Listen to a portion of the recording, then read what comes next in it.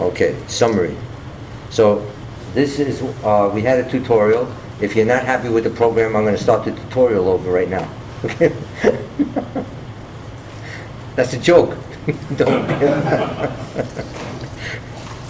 Okay, then we had green stare methods for deghosting, Zicheng Wang and Jim Mayen, showing the different acquisition needs, the different methods, the different impact of green stare deghosting for deghosting on its own and deghosting as a prerequisite for multiple removal.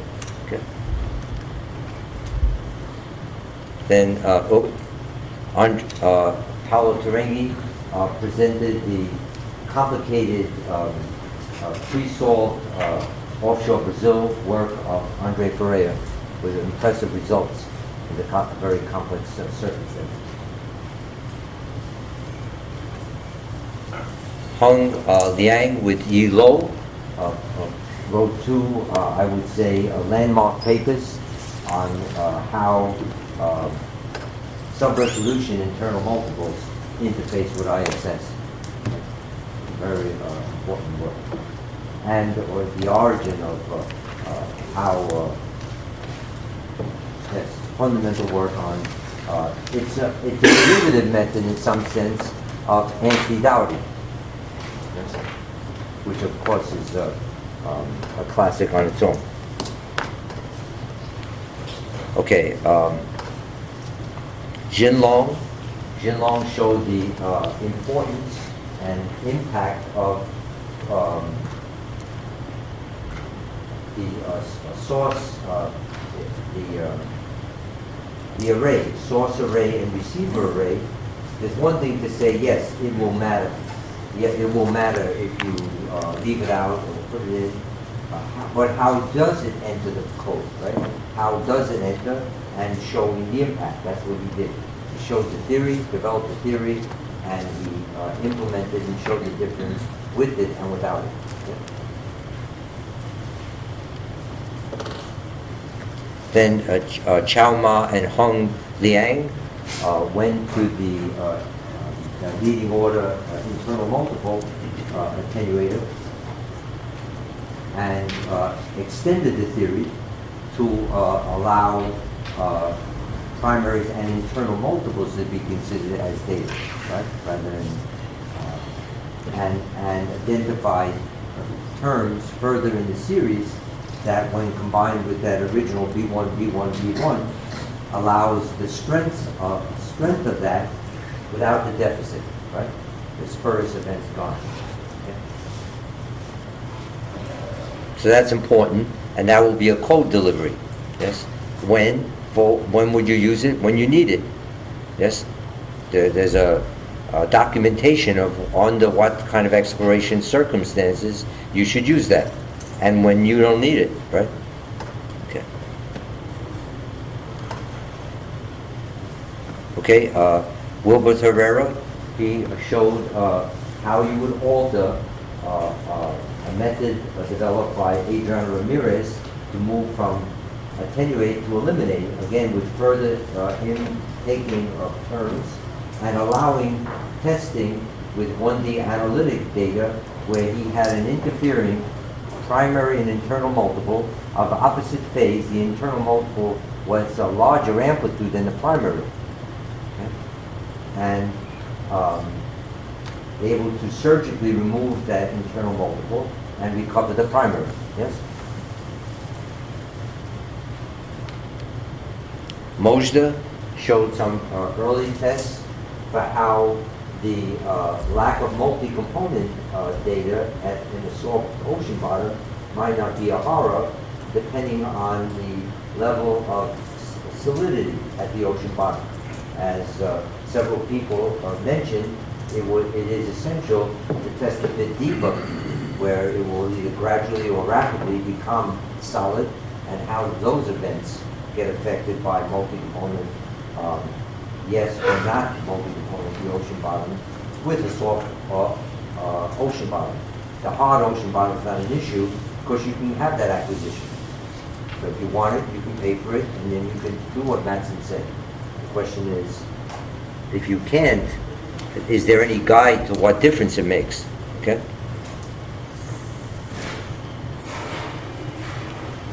Paolo Turinghi, a very important result, moving to allow some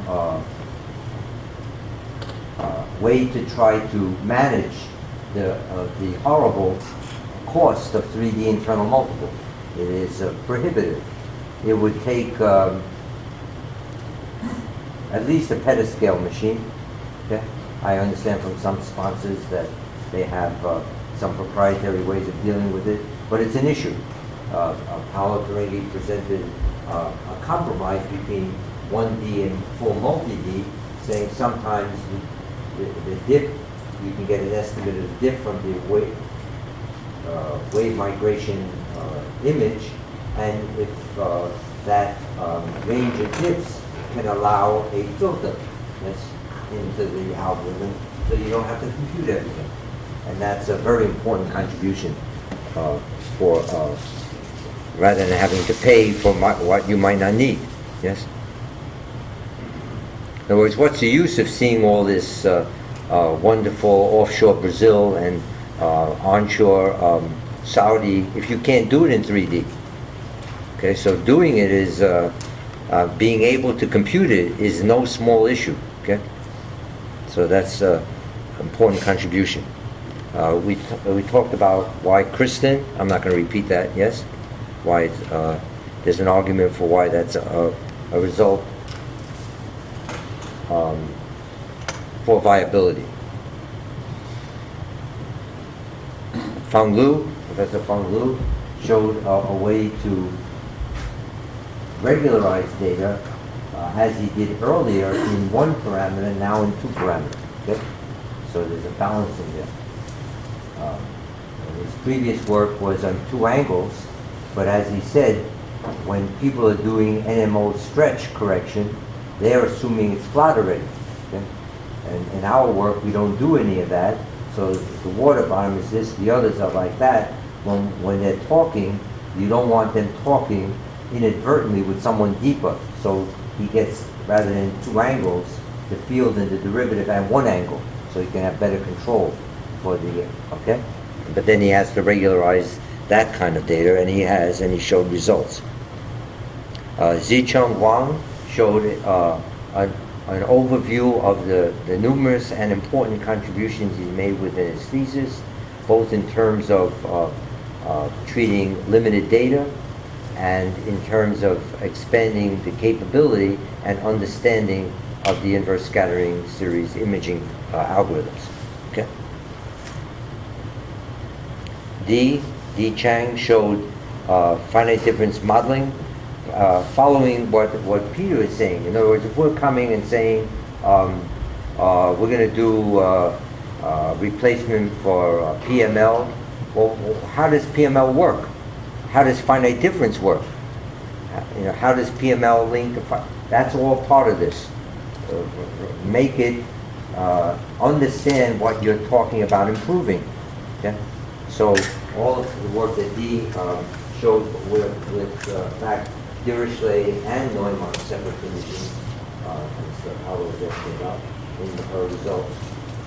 Very important, and she didn't say, but she herself has produced finite difference algorithms that we use. Okay?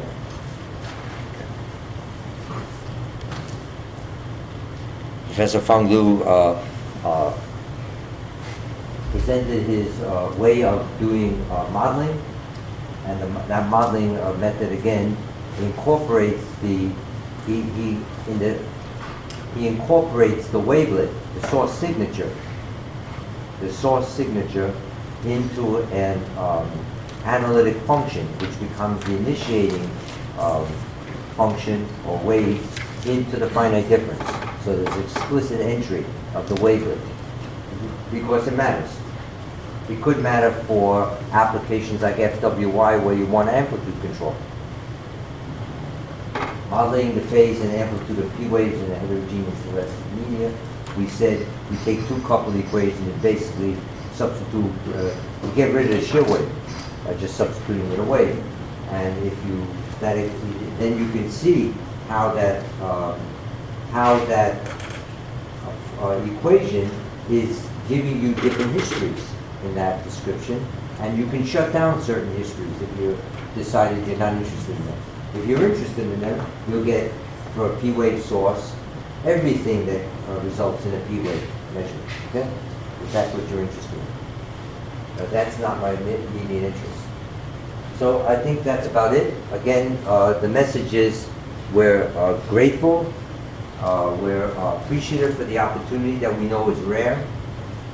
We always appreciate the opportunity, but we appreciate it more when we know how rare it is to be in industry and have the kind of opportunity we have here.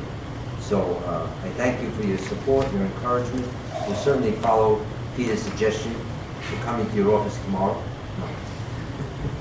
But it's exactly what we need. I mean, there's an expertise on RTM and PML in industry. Why should we be studying that? We should learn, educate ourselves from those who are expert. So that's fantastic. We'll follow up. So again, thank you, and there is a dinner at 6:30 for those who are here.